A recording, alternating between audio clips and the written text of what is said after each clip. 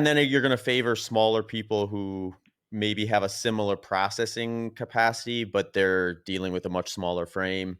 Yeah. Yeah, they actually had a study, I think it was out of Western States 100, where they were actually looking at just, like, the feasibility of certain things, and the conclusion was that there's no way you're arriving at the finish line hydrated. Yeah. So you're going to take on some level of dehydration. I think it was still within the range of being above, like, say, 3%, which is where they'll typically start to see like performance Yeah. drops in the Yeah. lab. That's what they said. But it was like, you're not going, yeah. So you're kind of like, perfection's not even on the table.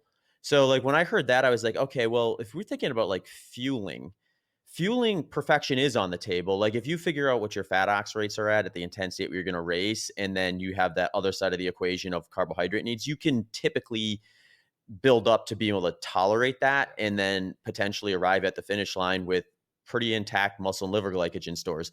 So it's like, that's the area where you can potentially make a mistake and not have it negatively impact you. Whereas hydration, you probably need to be doing as good as possible, because good is the only potential outcome. Best case scenario, perfection's off the table.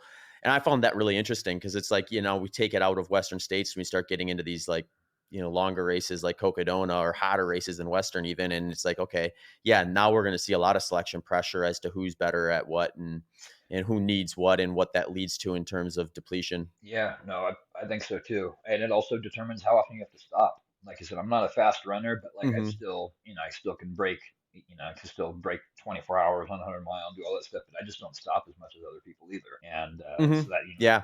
that I think that's part of it. But yeah, well, that the other factor too is what, like, people are running ultras in crazier and crazier environments too. Like, so we talked about the internal side of it, like now Yeah. just for the external side.